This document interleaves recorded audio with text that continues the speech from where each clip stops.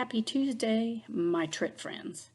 Hope everybody is doing great. Hope everybody had a great weekend, had a great Monday, and as we are heading into our third week of digital learning, hope everybody is definitely settling into a routine.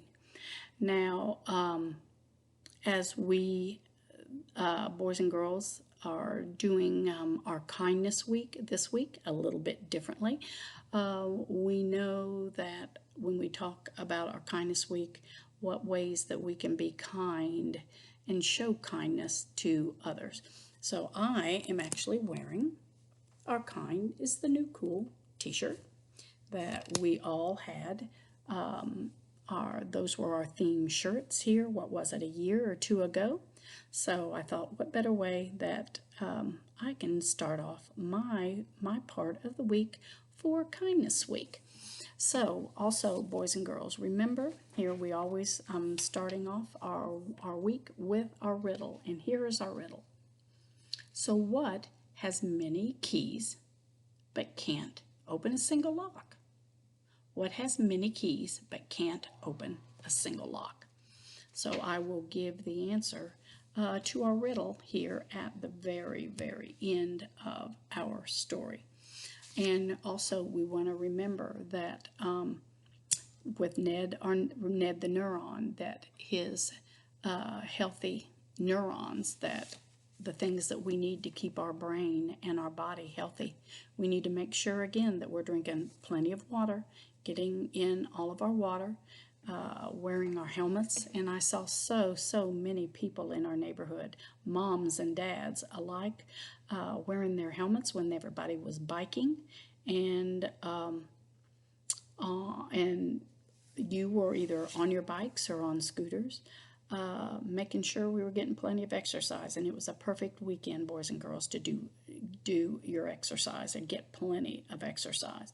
And I think just getting out of the house in a different routine, I think that was great.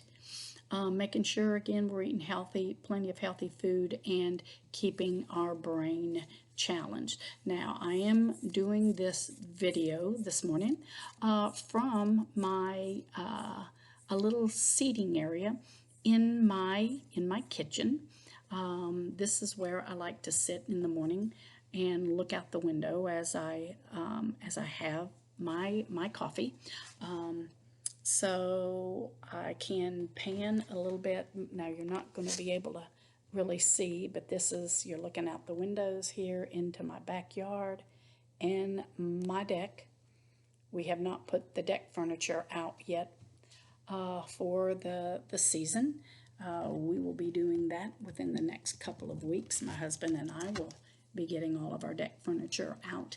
As the winter months start coming on, we take all of our deck furniture and everything off of our deck and store it just to keep it in better shape and clean it up real good from the summer and the early fall season.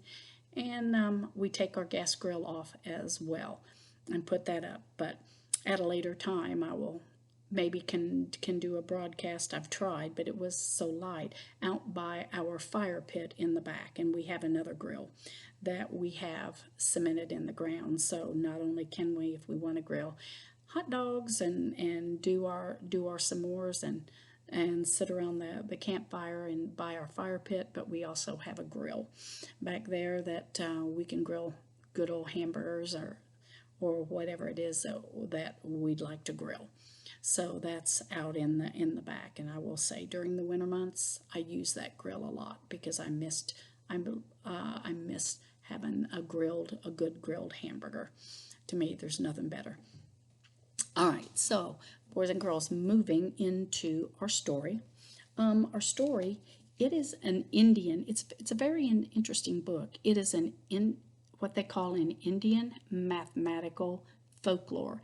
But not only is it a folklore, but it is also showing the kindness by one young lady, one girl in her community, in her province, and how she was thinking of others by doing a random act of kindness. So as I read, and you will see how, as our story unfolds, how her random act of kindness ends up helping her whole community or her whole province. And boys and girls, I'm going to take the cover of our book off here because it's cumbersome and it keeps falling off here. All right. Okay, here we go. Long ago in India, there lived a Raja who believed that he was wise and fair, as the Raja should be.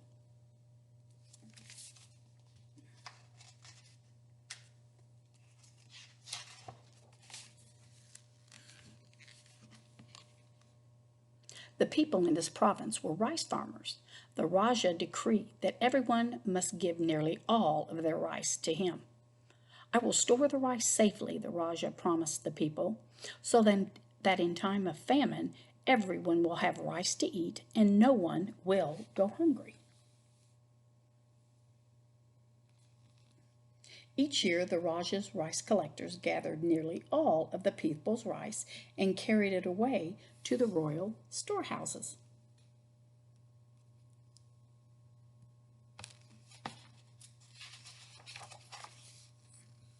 For many years the rice grew well. The people gave nearly all of their rice to the Raja, and the storehouses were always full, but the people were left with just enough rice to get by. Then one year, the rice grew badly, and there was famine and hunger. The people had no rice to give to the Raja, and they had no rice to eat.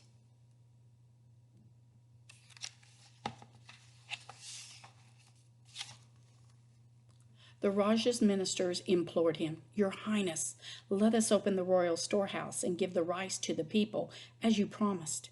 "No," cried the Raja. "How do I know how long the famine may last? I must have the rice for myself. Promise or no promise, a Raja must not go hungry." Sounds like awfully selfish to me. Time went on, and the people grew more and more hungry, but the Raja would not give out the rice.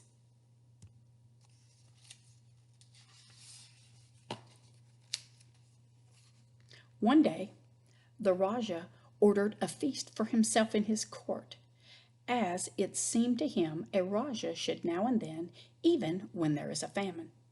The servant led an elephant from a royal storehouse to the palace, carrying 2 full baskets of rice. A village girl named Rani saw that a trickle of rice was falling from one of the baskets. Quickly, she jumped up and walked along behind the elephant, catching the falling rice in her skirt. She was clever, and she began to make a plan. So here she is catching the rice as it is leaking out of one of the baskets.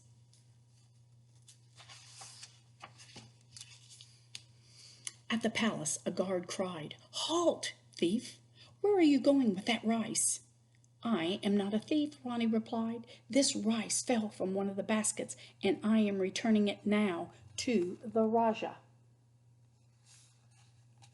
When the Raja heard about Rani's good deed, he asked his ministers to bring her before him. "I wish to reward you for returning what belongs to me," the Raja said to Rani. "Ask me for anything, and you shall have it."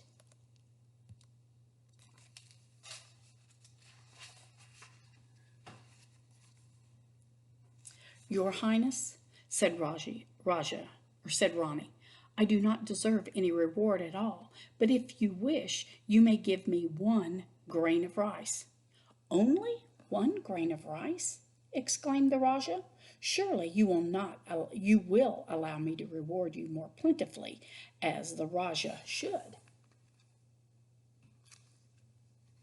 "Very well," said Rani. "If it pleases your Highness, you may reward me in this way. Today you will give me a single grain of rice. Then each day for 30 days you will give me double the rice you gave me the day before.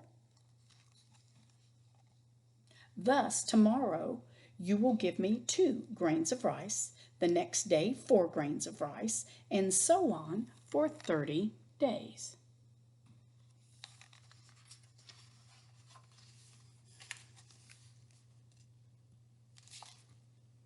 This seems still to be a modest reward, said the Rajah, but you shall have it. And Rani was presented with a single grain of rice. And there she is. She's giving that single grain of rice to a bird. The next day, Rani was presented with 2 grains of rice. And the following day, Rani was presented with 4 grains of rice.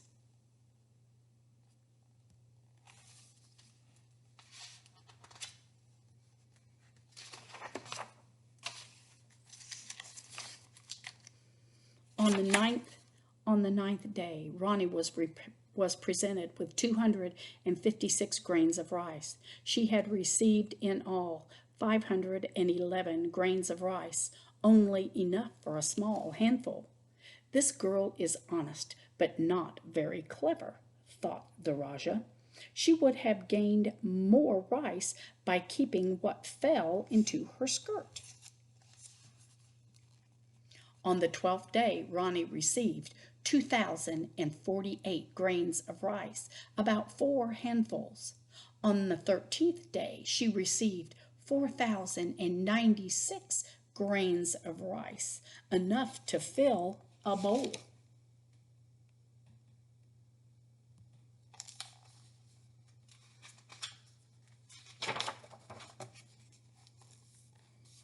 On the 16th day, Rani was presented with a bag containing 32,768 grains of rice. Altogether, she had enough rice for 2 full bags.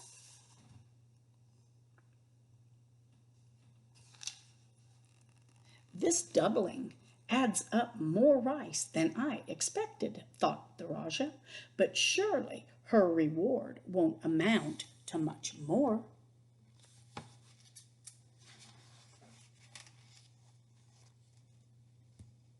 On the 17th day, Rani was presented with 16 more bags filled with rice.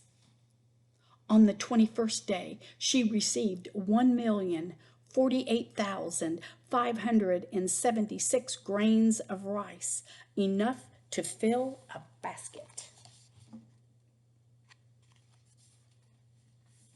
On the 24th day, Rani was presented with 8,388,608 grains of rice, enough to fill 8 baskets, which were carried by 8 royal deer.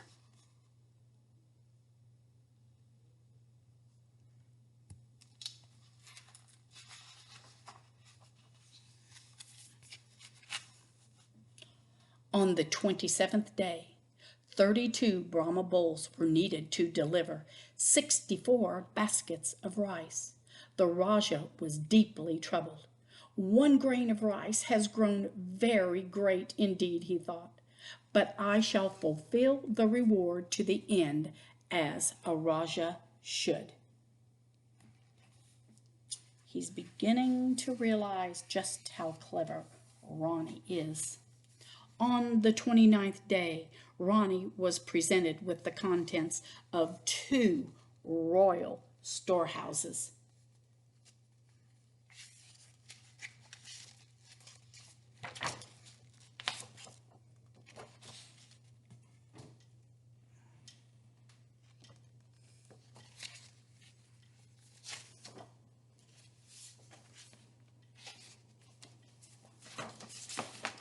On the 30th and final day, 256 elephants crossed the province carrying the contents of the last 4 royal storehouses.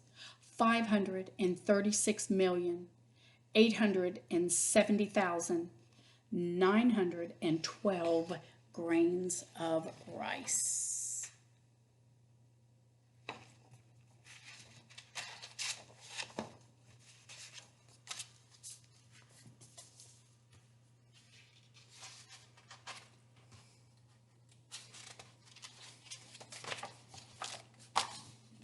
Altogether, Ronnie had received more than 1 billion grains of rice.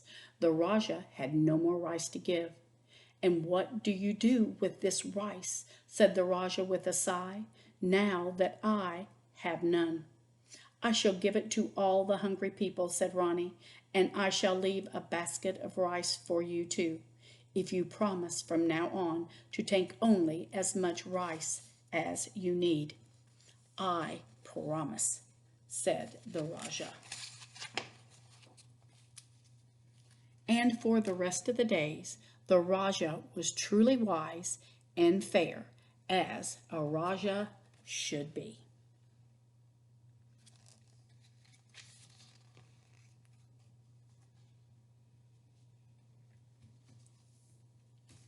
And this, boys and girls, is the table to show how 1 grain of rice to 1 billion. So each day, Ronnie doubled the amount of rice on the day before.